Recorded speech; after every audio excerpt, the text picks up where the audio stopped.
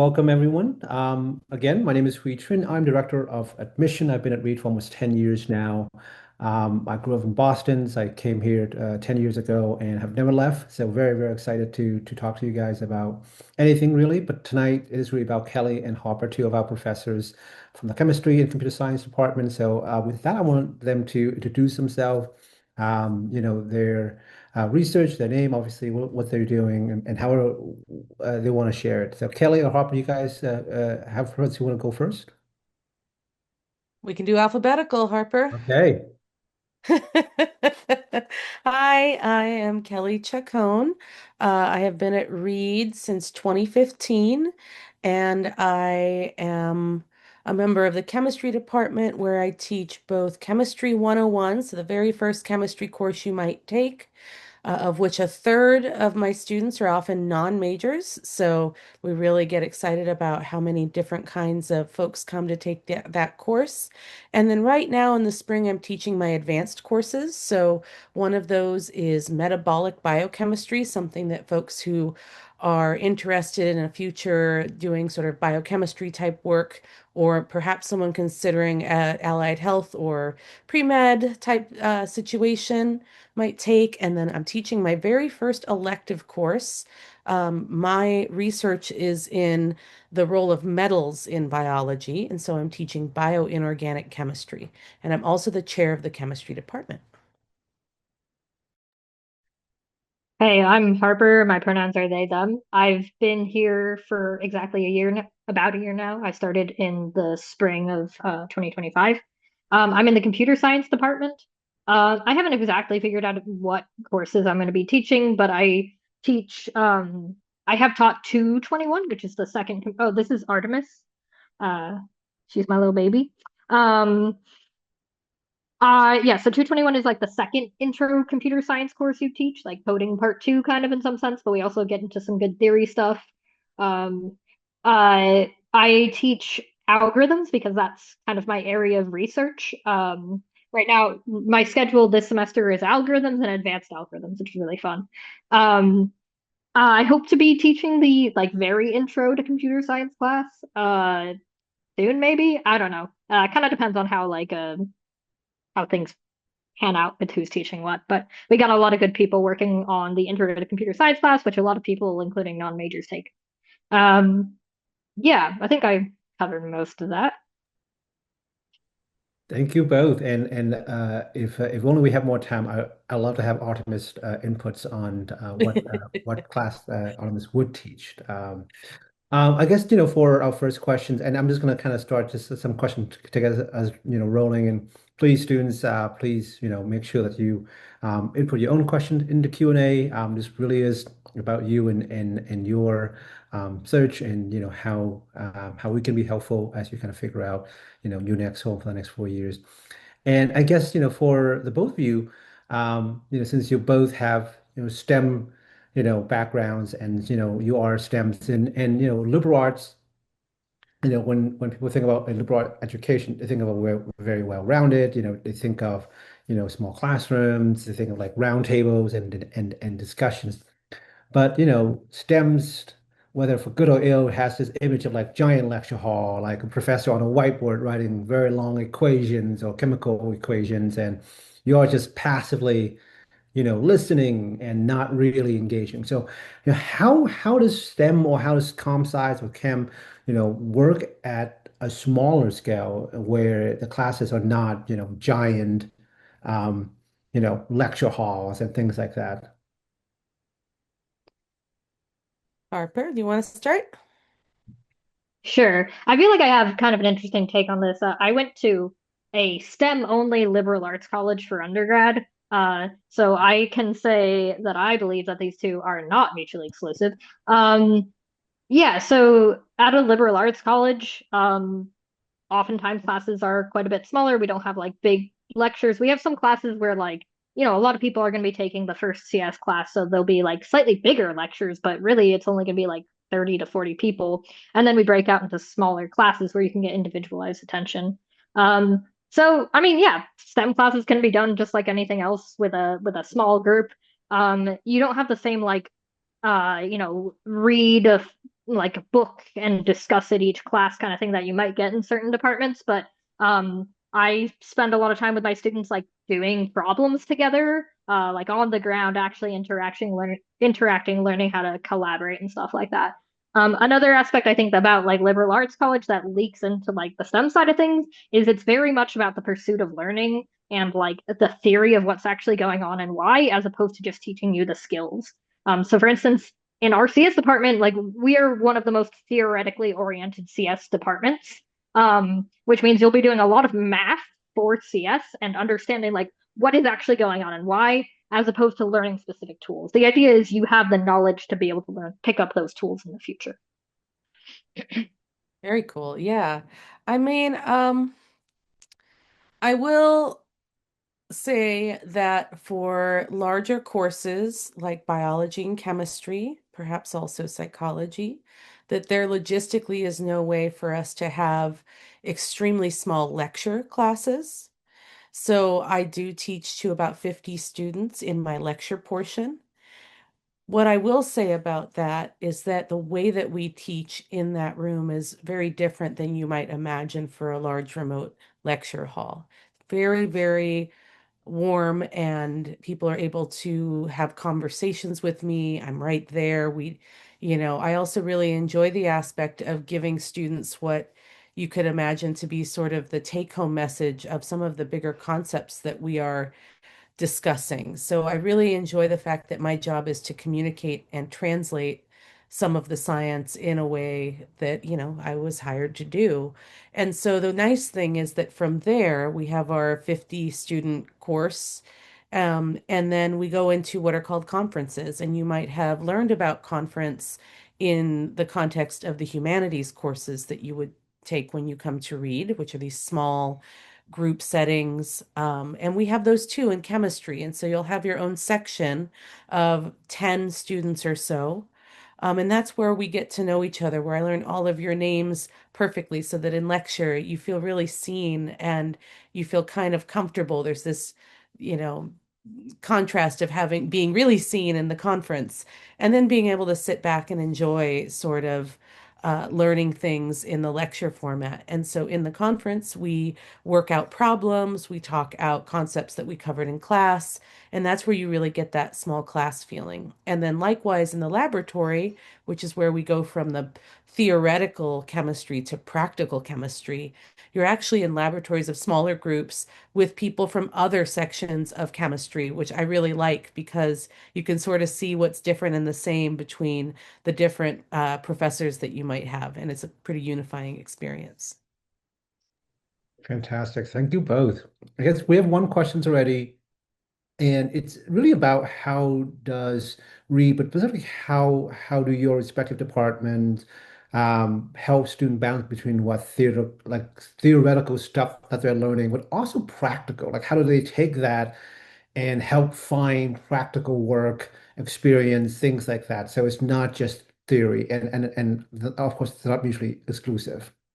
Since I just talked about this, I'll go ahead and kick it off. So research is a really big part of our department, and that goes for BMB, which is biochemistry, molecular biology, interdisciplinary major, or chemistry, environmental science, which is another branch. We have students working in the department during the academic year as research assistants or doing independent study where they're addressing a problem. We have labs in which, even at the first year level, or they're doing real things rather than maybe something that feels a little cookie cutter or like you're just following a recipe. There's room for that. We all have to learn how to follow a recipe before we can learn how to improvise, but we're trying to bring in real world examples and real independent projects. Then we have a really robust summer research um, program, I guess you would say, where we generally take about 20 to 30 students in the chemistry department to work with each of the professors in their research labs, helping us to further our own research programs, some of which are grant funded. And then we also, of course, have the Reed thesis, which is really where you go to culminate what you're interested in, take time with a professor, really get to know the process of asking a research question and executing it practically. And then after that, And actually, throughout the process, you can rely upon the Center for Life Beyond Read to help you with resources for both, say you want to go into, like I was saying, you want to go into health or something like that, or you're interested in industry or going to grad school. We try to provide timely information, and we work a lot with the Center for Life Beyond Read to connect you with alums and so on, and also help you with undergraduate research experiences that are not at Reed, including study abroad research experiences.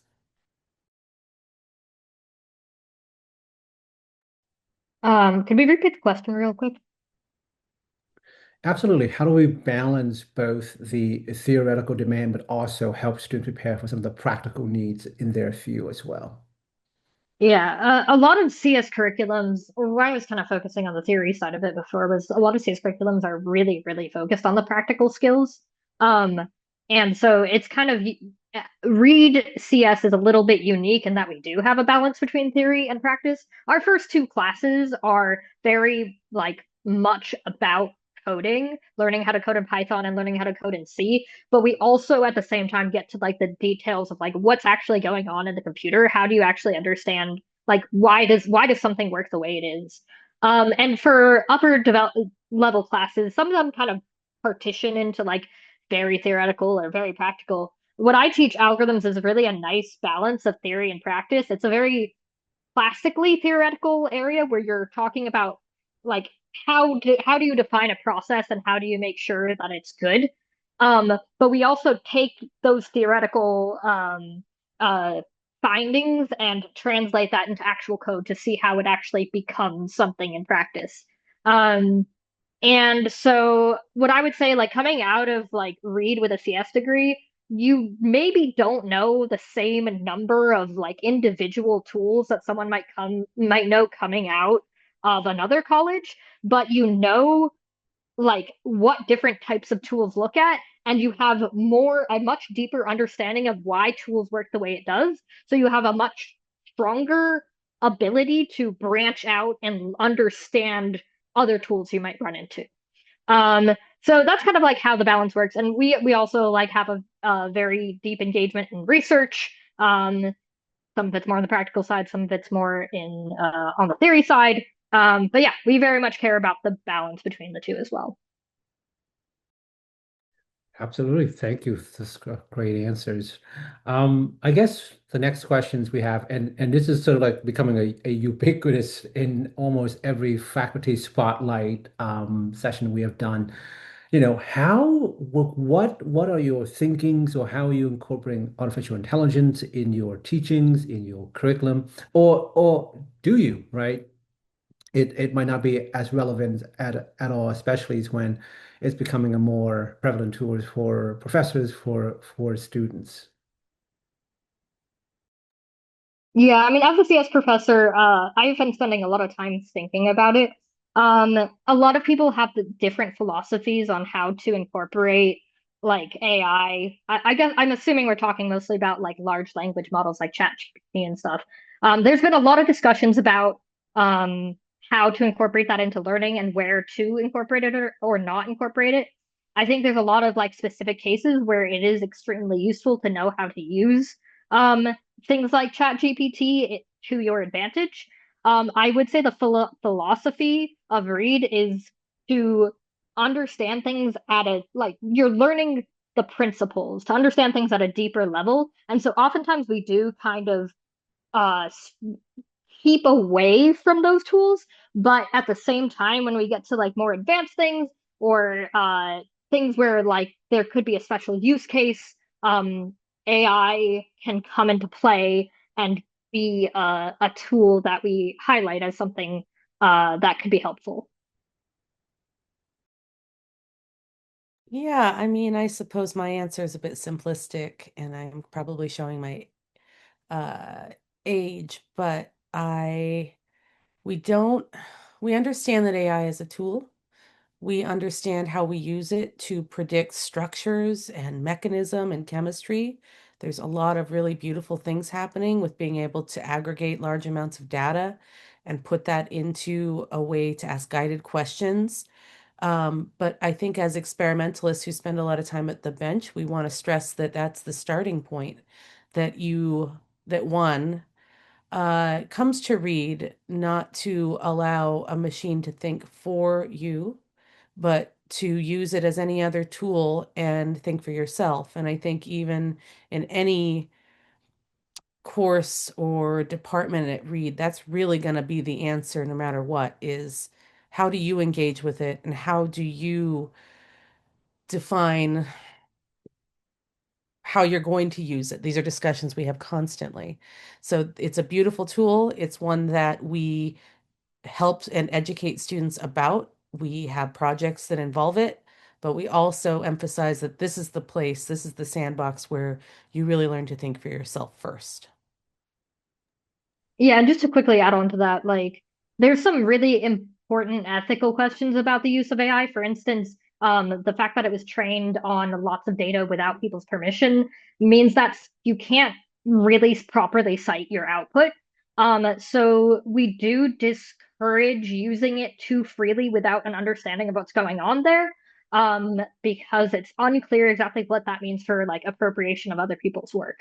Um, there's also environmental impacts, and like Kelly said, like learning how things actually work from the principles up, that can be obscured by things like large language models. So there's a lot of considerations. It's very much an evolving topic that like educators around the world are trying to figure out how to work with.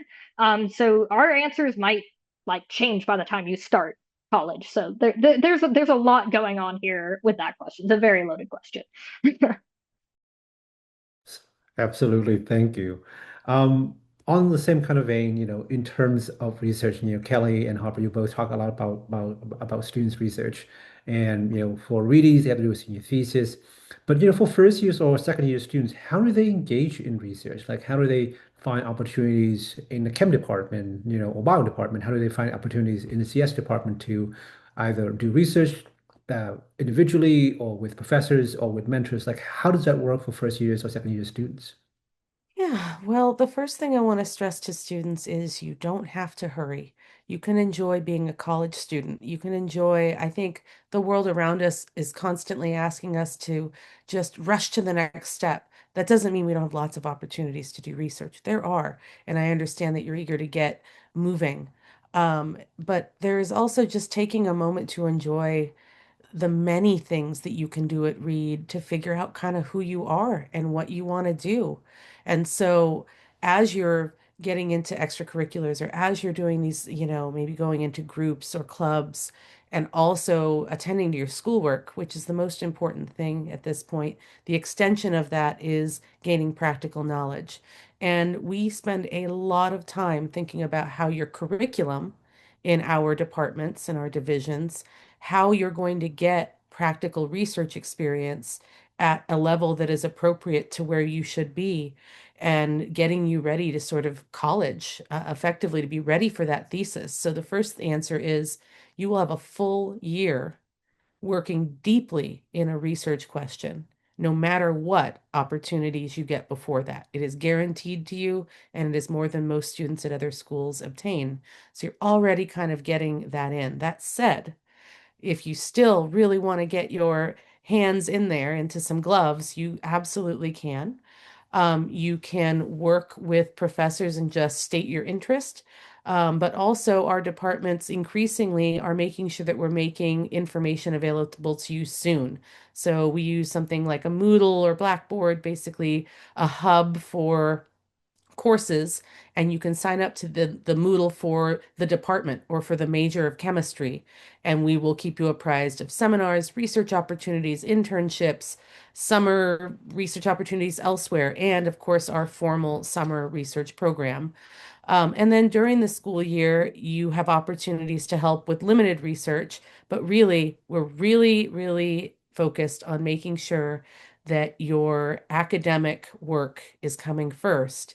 And then we have it all kind of figured out for you to do research at a level that's appropriate. But we take rising sophomores, we take rising juniors, meaning you've just finished your first year of chemistry or whatever, and you can work in a research lab. It's really all about what your interest is. We tell you, we let you know. and we give you lots of information outside in the world of research opportunities. Yeah, I'd like to second, if you hear cat noises in the background, don't worry. Um, they're having a time. So I second a lot of what you said, especially about like, taking your time smelling the flowers at Reed, um, while you can, or smelling what the fruit in the canyon. I don't know. There must be flowers there. We have a nice canyon where you can walk down and there's lots of like nature and stuff. Um, so, uh, yeah, so I second that. At the same time, one of the great things about being at an undergrad only institution is that the research is made for undergraduates. So to do uh, it's quite hard to do research at the undergraduate level a lot of the time. And at big institutions, everything will be geared towards grad students. And there might be some openings for undergrads, but ultimately, like the grad students are the center of attention for research. But what we do for our living is to make things accessible to undergrads. All the research we do is with undergrads. We are here to like our purpose is to teach you how to do research, at least in that respect. Um, and sometimes it can be a little bit rough to do it in your first or second year. Um, part of like part of why I would encourage you to stop and smell the flowers is because you don't need to jump into it, and it's a little hard. It can be a little bit intimidating to do it. But I have seen plenty of people do research in their first, second years. I have special research projects or parts of research projects that I have isolated from the things that you need higher level coursework to do. And these are for first and second years. Um, a lot of professors, I think, do their research differently, but there definitely will be opportunities across the board for people at different skill levels. Definitely more as you get a little bit older in your degree, but there are certainly opportunities for people in their first or second years. Thank you so much. And it gets maybe a more fun question. It's like if you have supervised or have helped students done research, what or have seen student research, what are some of your favorite projects? Either you directly involved with the students or mentors or whatnot in the past few years that stood out to you. My colleagues are amazing. So I think incredible. And as an extension of that, clearly the student projects take that even further. I think some of the really cool stuff is work being done by Gonzalo Campillo Alvarado's lab. He is an organometallic chemist who specializes in basically purifying drugs that are already known, although he does do design as well, but taking drugs that have problematic side effects because of the fact that they are not normally able to be separated into their two different isomers or two different forms chemically. Basically, they're mirror images of each other, they're chiral. And so, by using really clever forms of crystallography, and analyzing those by X-ray diffraction, students are able to separate the two forms of these drugs, thus saving lots of side effects, making a purer drug, and in some cases, really making it more available than it would normally be, because of the difficulty of obtaining a better version of that drug. Another would be work by Danielle Cass, who's I would call her an analytical biochemist. And she has students that have been working on um, active components of kratom, understanding kratom, which I think in other cultures people have used for many, many years and see it as a part of their sort of ethnic makeup. But that now in the United States, at least, is being increasingly used for kind of off-label things. And so understanding how is it working, what receptors are actually being targeted. How is the liver, processing the stuff, doing a lot of really cool stuff there. And then Lynn Gratz, who is our environmental chemist, she has students going and collecting data off of the top of Mount Hood, doing atmospheric chemistry and bringing up buckets of data that then have to be, really parsed in silico or on the computer and analyzed to see how our environment is changing with forest fires. So a lot of really cool stuff. Can you repeat the question real quick? Yeah. Is there are there any kind of students projects whether that you either supervise yourself directly or have you involved it or you've seen that over the past few years that just really stood out to you as really interesting?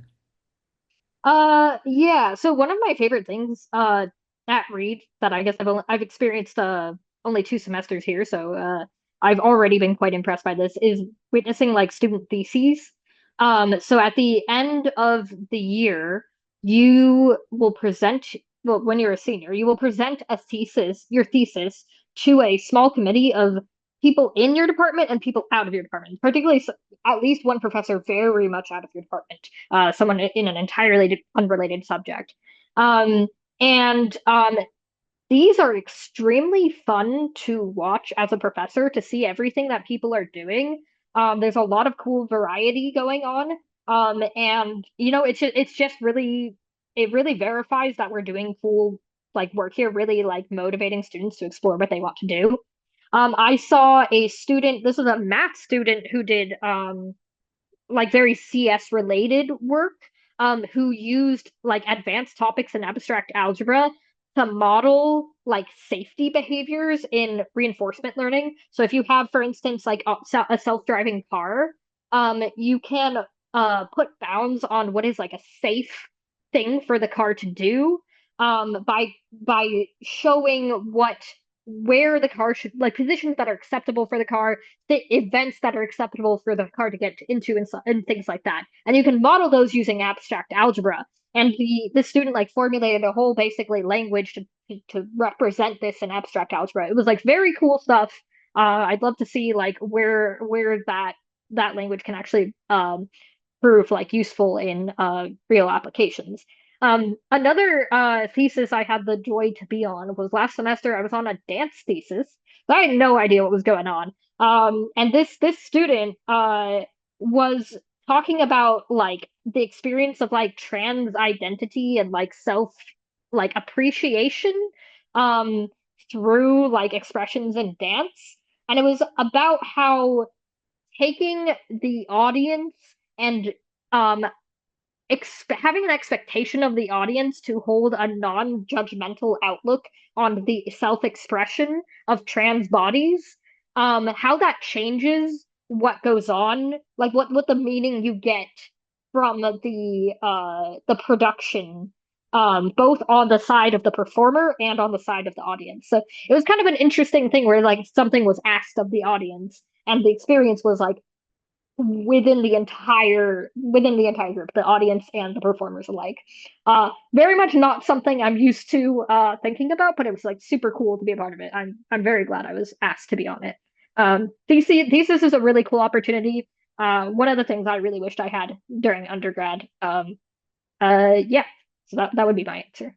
And I saw a quick question I could just pop off right now, which is it seems like research is emphasized at Reed, and with the current landscape of financial, like pressures on colleges and universities, what does that look like for Reed? And I would say it's incredibly central to our mission. Even now, as every other institute of higher learning is taking a look and making sure that we're financially doing all right. I mean, that's the first thing that we are always valuing is the intellectual rigor, opportunities for students, and research is not even considered as a thing we would ever compromise on. I will also say though that where there's a will, there's a way. If you want to do research, we can do that no matter what. We will always prioritize that. That's fantastic. Thank you both. I guess the next questions is more about like interdisciplinary thinking and subjects. We at Reed, we told students that, if you do a majors, you're going to have a lot of chance to do research in that, but from your experience, how do students, incorporate fields that is not their primary field into potentially their like how do students incorporate biology, psychology, neuroscience into chemistry, for example, and vice versa. How do they do that in comp sci, or how do incorporate, even if they're not studying chem, but how to incorporate chem into their thing. Like how easy is that? How accessible is that? And do you feel like students can, I have a question too, it's like, can they do some sort of ad hoc majors relating to your field, or is that pretty, restrictive? I think a lot of people had questions about CS, Harper, so I'll let you take it. But I will say something about ad hoc majors, which maybe is something I've seen a little bit more of. At Reed, in order to advance in the major and commit to a thesis in your major, let's say chemistry or anywhere else, you actually do have a qualifying exam, which shouldn't sound too scary because, again, it's baked into each department's curriculum that you will be ready to engage in this sort of a guided conversation and examination of your general knowledge of the major. So that said, if you would like to have more than one major, something like a double major, you would need to do qualifying exams in some cases in both of those majors. That said, ad hoc majors can often occur if they are complementary enough. We've had chemistry and history, chemistry and art, and so on. So it can be done, but it's something you should definitely talk to your advisor, your academic advisor about right away when you're thinking about it. So yeah, Harper, I know there were probably a few CS. Uh, Please let me know if there's any like specific CS questions that have been asked that I've missed. I'm not entirely sure where I should be looking for those, but yeah, CS interdisciplinarity in CS is a pretty big thing. I mean, partly a lot most CS departments relatively recently, like across all colleges, broke off from either engineering or math. At Reed, that actually happened even more recently in the past 10 years. And our math and CS departments are married. Uh, there is a joint major between the two disciplines, math CS. I would say that is like almost as frequent as just the CS major in general. When I see a student who I know is a CS major, I make no assumptions if they're just CS or CS math. Like that is how intertwined the two departments are. Um, so there's definitely a lot of room for joint majors with that regard. But people also do a lot of joint degrees between other majors in CS. So I don't know exactly how this process works, but I know there's a lot of people who do biology and computer science. We have a professor in the biology department who is kind of a computer scientist. She teaches a lot of computer sciencey courses, and there's usually I think people graduating each year who do some sort of joint CS biology thing. There's also I've heard of someone doing like theater and computer science, and their like thesis was something on like how to like choreograph like stage lights programmatically, stuff like that. Um, but yeah, you can do it with really anything.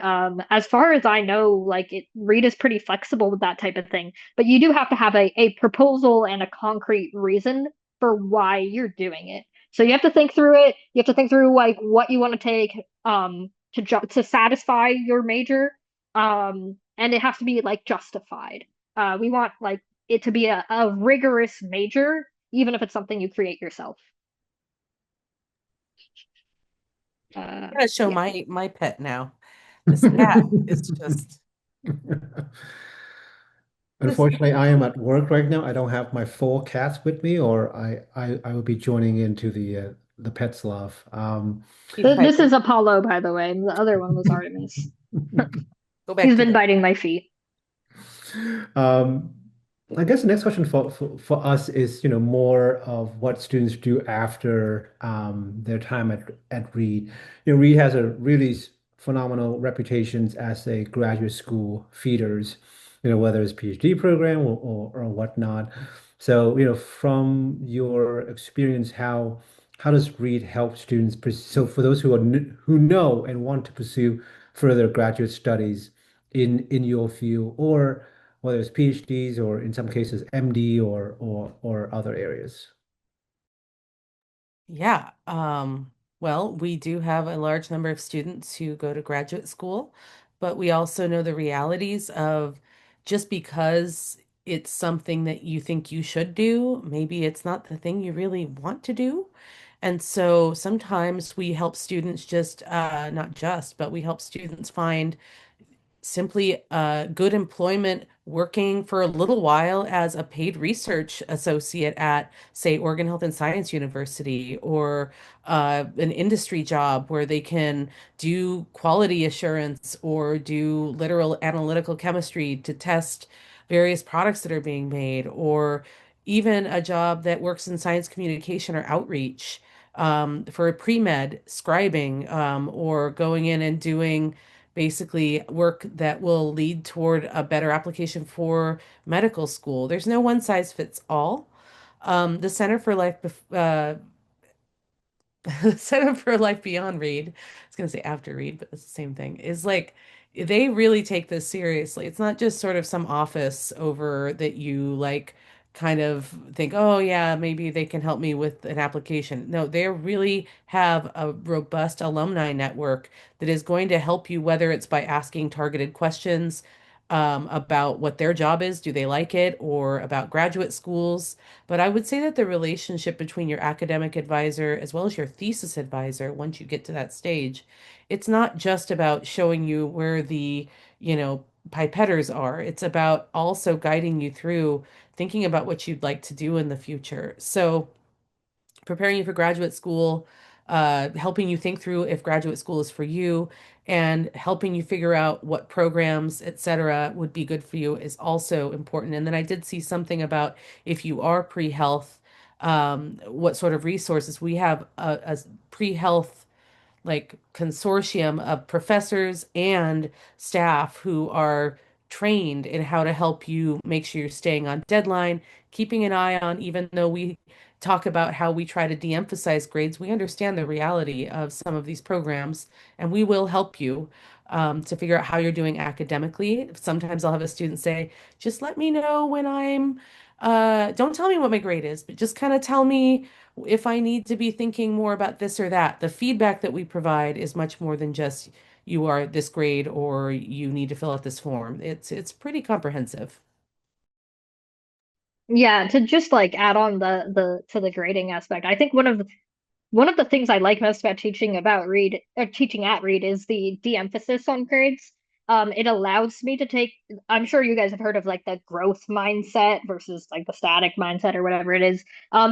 It allows me to like frame the growth of students in class as the primary goal as opposed to just like evaluating where people are at. So like maybe like I'm de-emphasizing like where exactly you're at by the end of it, but I'm focusing on each student and how much they can get out of the course, how much they can like increase their knowledge of the topic that I'm teaching, relative to where they came in. So it allows us to like kind of individualize to some extent, to each student and where they're at because we don't have to focus on everyone meeting a certain standard. It's a much better, like healthier environment, I think, also. It really feels like people are here to learn, not to get good grades. And that's one of the reasons why I love teaching here. Yeah, I think I lost track of the original question. Does that answer? No, no at all. Totally. Okay. No. We have another really good questions from asking, like again, going back to being interdisciplinary, like what kind of, you know, you know, if you were to have a student who are chemists, you want obviously them to be a good chemist. If they are a CS, you want them to be a good CS. But what kind of other combinations of interdisciplinary field that you think you would recommend students to explore as a complement to what they might get in CS or what they might get in chem, even if they're not going to, major in that particular field or fields? This is an easy one to answer. Reed College is all about this. You're getting that simply by coming to Reed. Whether it's starting, I mean, you're going to start with Humanities 101. You're going to start with Hume, and you are going to learn and read many great books and have many amazing discussions that even if you were like, I am diehard STEM and gonna go do this and that after. Well, you want a liberal arts education, and we are really excited about getting that to you. And so you already are baked into being exposed. We have the distribution requirements, so-called distribution requirements, meaning you must take things from each of the different divisions or different schools of thought as part of making it a well-rounded education, a liberal arts education. So if you want to go further in a direction, say you take your humanities courses, you take a language, or you take some English courses, or anthropology, or linguistics, or poetry, I mean, dance, there's just theater, so much that you are absolutely encouraged to take in a normal year of being a Reedy. If you want to go a little deeper, if you want to try to put the two together, you just let the professors know. And there's often a way that even in that course, you could weave together ideas. And then from there, we do have minors in many of our different majors or in our different departments. So if you're finding that, hey, I'm taking so many math courses right now, it would be really exciting to formalize that with a minor. But what I would also say is that often students come out with the equivalent of a minor, which frankly, most, after read, no one's gonna be like, where's the thing that says that you have a minor in, theater? I mean, it's on your transcript. You have the courses behind you. So there's really not a lot of need to formalize everything because you're already going to get baked in. But there's definitely opportunities to do disparate types of study. I think in your question you mentioned like what would I recommend people like double major in or do a dual degree in? I would recommend to do what you want. I like what you're passionate about is what's most important. Like college is about learning how to think, learning how to like understand the world around you, learning how to make sense of things from a mathematical perspective, from a philosophical perspective, whatever.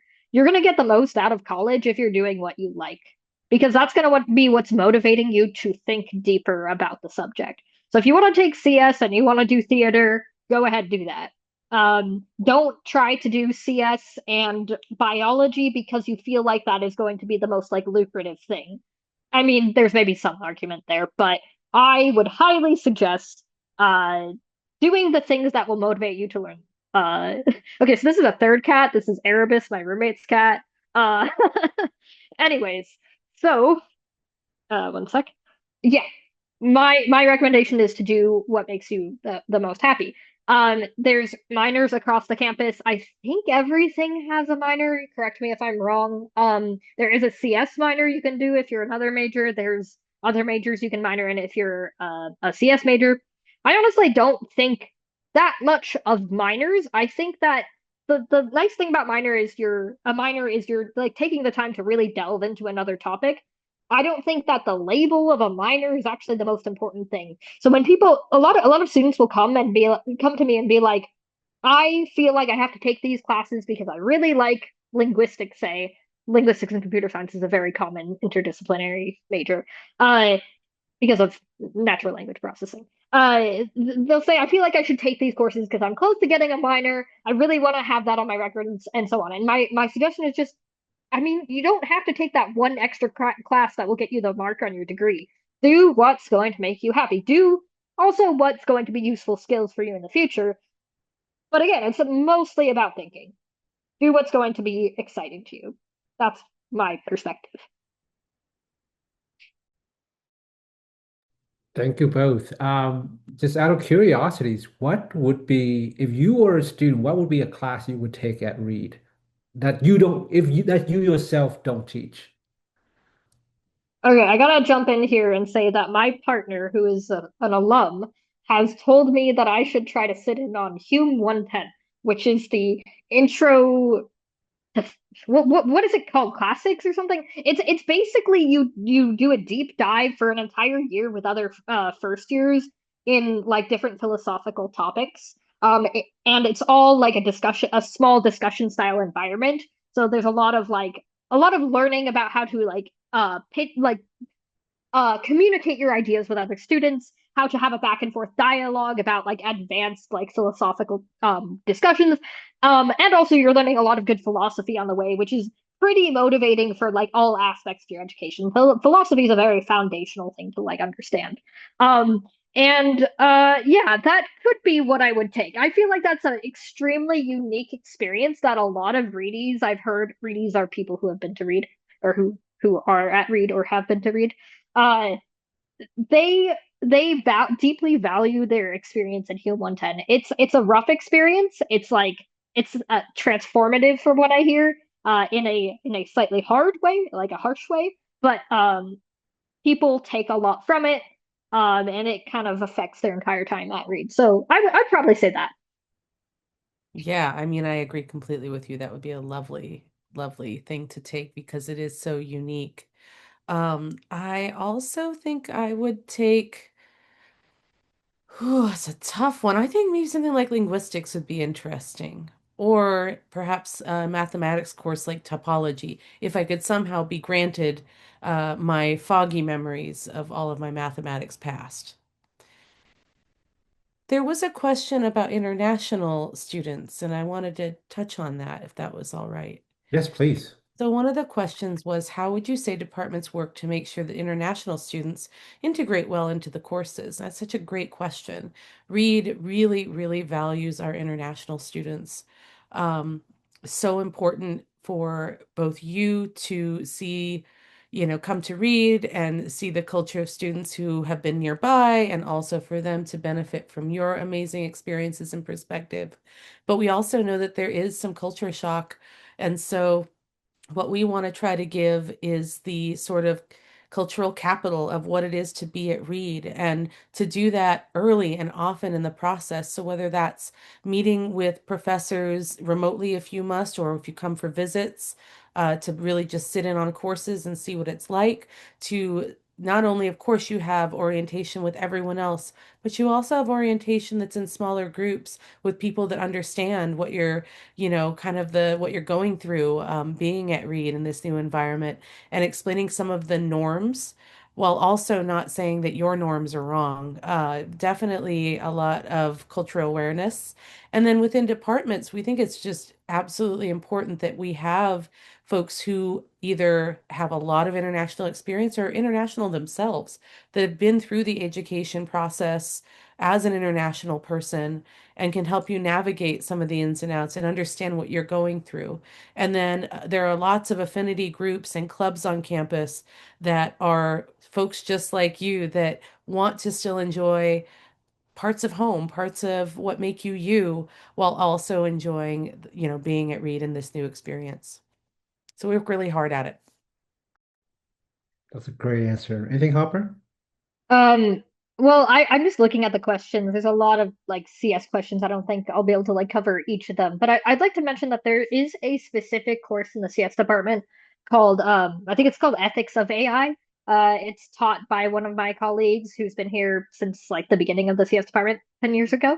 Um, it's a discussion-based class. I believe its only prerequisite in the CS department is like the intro class. So it's pretty open to people who are not CS majors. And it's talking about the ethics of AI. There's a lot of really complicated implications about AI, and it's really pertinent to what's going on right now. It's becoming more and more pertinent every time a new chat GPT comes out. Um, and it's really cool class from what I hear. It's a very non-technical version of a CS class. So it allows you to be engaged with computer science without like, having to be more coding or mathematically oriented. I definitely think it's a good class for people to take. And it's a great feature that we have of our major. Um, yeah. I don't know. There's also a question about a deeper investment in learning AI and ML in the degree. I would actually say our philosophy being more about the foundations, the principles of how computers actually work. We have a little bit less of a focus on AI and machine learning than some other more like practical oriented schools might. I would say though our students probably come out of our major with a deeper understanding of how to like analyze what a machine learning algorithm is actually doing. We may not be learn how to like prompt um chat GPT to the way to optimize to get the best response, but we can like critically think about like what's actually going on there. What is the design of the algorithm that's leading it to um like put this output when I give this input? What does that mean? like for the implications on what I'm doing or how it might affect other people, stuff like that.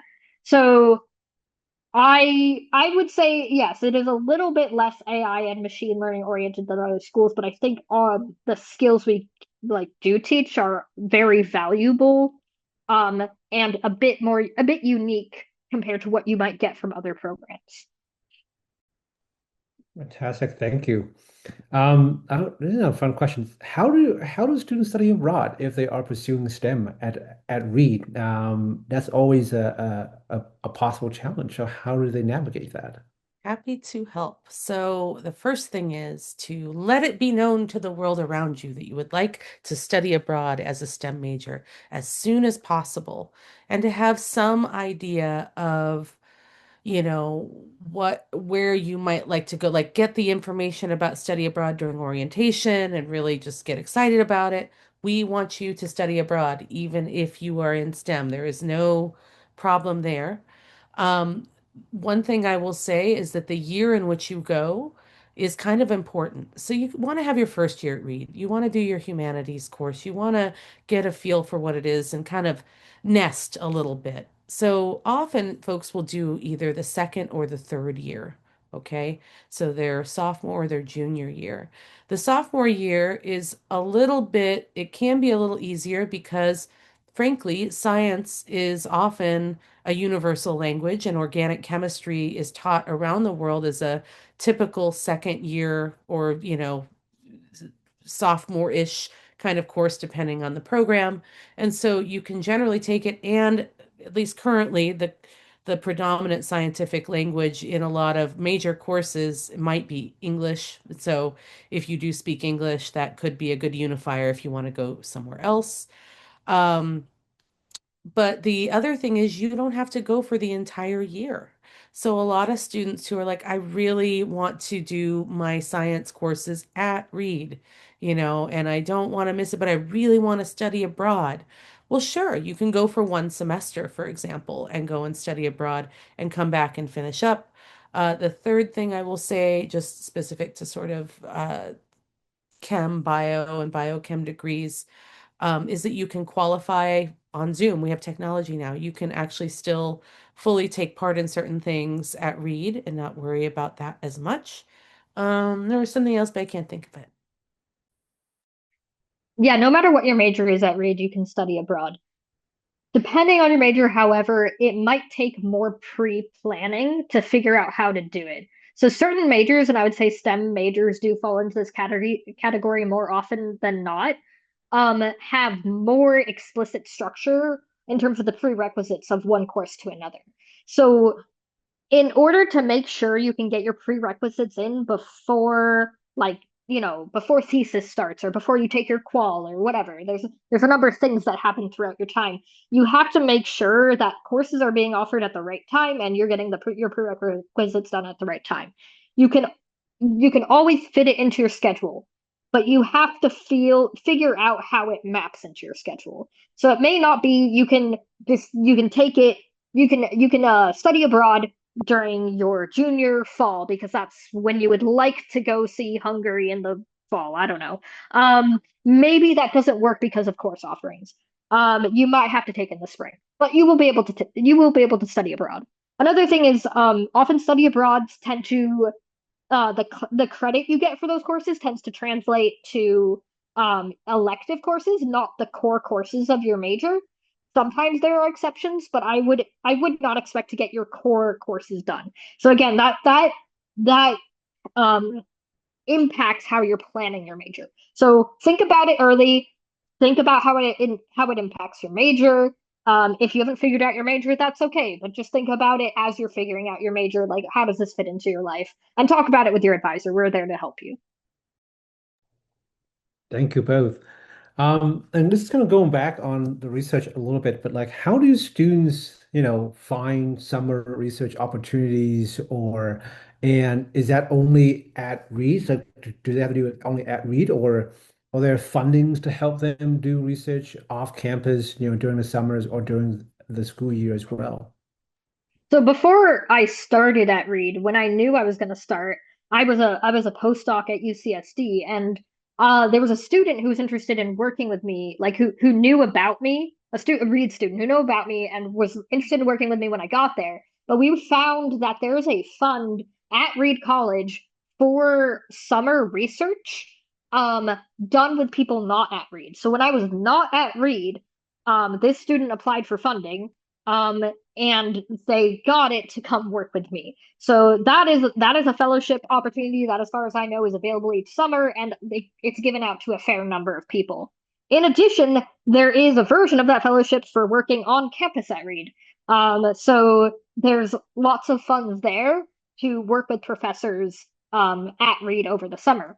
On top of that, professors have their own funds, and like I know most CS professors, most younger CS professors have the ability to hire like 2 to 4 people every summer. And there's a lot of opportunity there.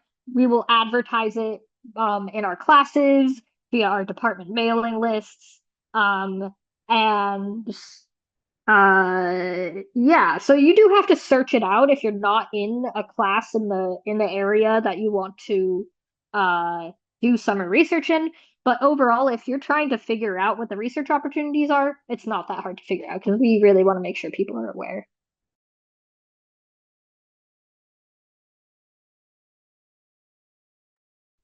I know that we're basically kind of running short on time, so thank you so much, Kelly and Harper, both who have been just taking, non-stop questions for the past hour or so.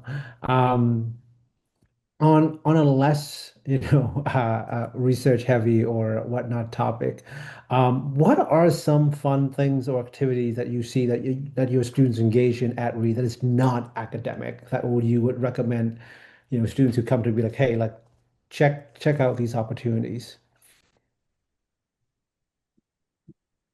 Just typing out an answer to one question. Okay. You got us working nonstop here.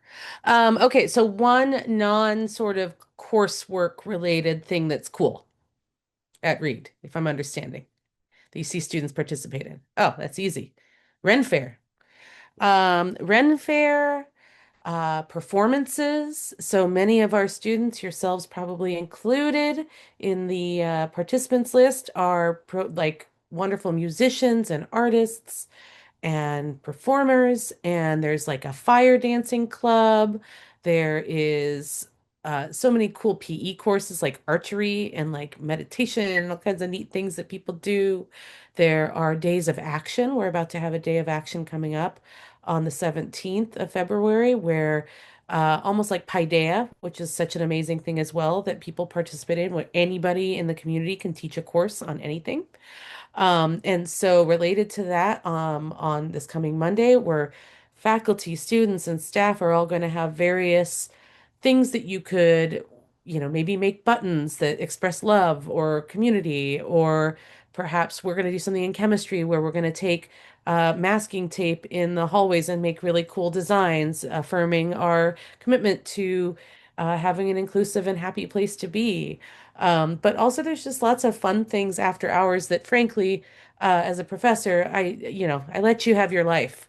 I think that's the really cool thing about Reed is that we see you as near peers, but we also understand that you're people of your own and that you have your own lives. And so you get up to lots of fun things when we're not around. But yeah, I've really enjoyed Paideia. Ren Fair is a great big party where students who've just turned in their thesis throw their drafts into a great big bonfire, and we have revelry and hot dogs and fireworks and all kinds of fun stuff.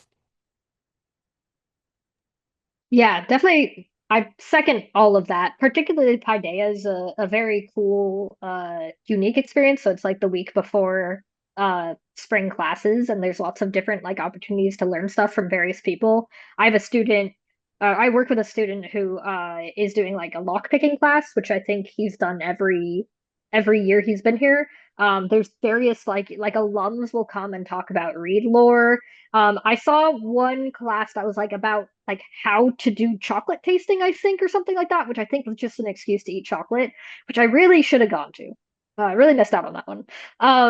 but there's a lot of cool opportunities. One of the things I like, Ren Fair is a very student-led um activity, and professors don't tend to get involved.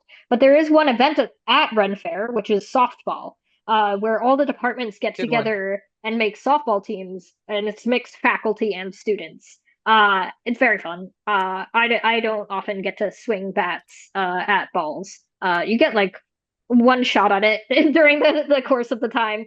Uh, if you're on the CS team, we always lose by a relatively large margin to the team we're against. But there's something very community building about losing so deeply to another team.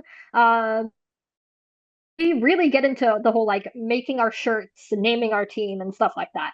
It's a very like nerdy, quirky environment that I really love. Um, we have like a C-Star, which is like our students CS students something social group that organizes like we did a hot chocolate social. They do Minecraft every Friday with goldfish. So if you want to eat goldfish and play Minecraft with a bunch of nerds, great nerds, we love nerds. I'm a nerd. Nerd is a compliment. It's a great place to be.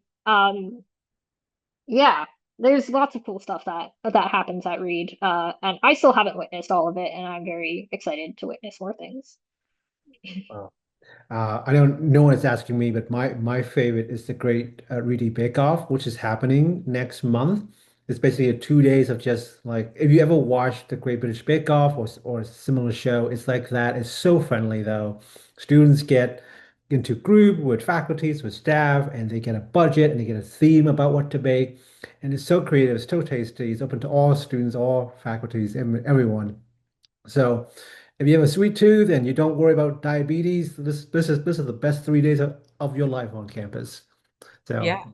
I absolutely. think Well, chemistry took the prize last year, so see what I am happens. not surprised. Chems folks are amazing bakers. I've learned, something about being super precise and Yeah, we bring the I scales. mean, the scales. baking is chemistry, so I think you guys have an edge there.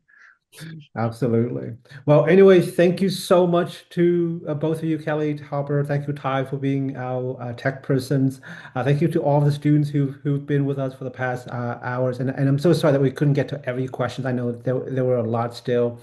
We will post up this recording for those who couldn't watch it. And of course, if you didn't get your questions answers, please contact us at admission@reed.edu. We'll make sure that those questions get answers as well.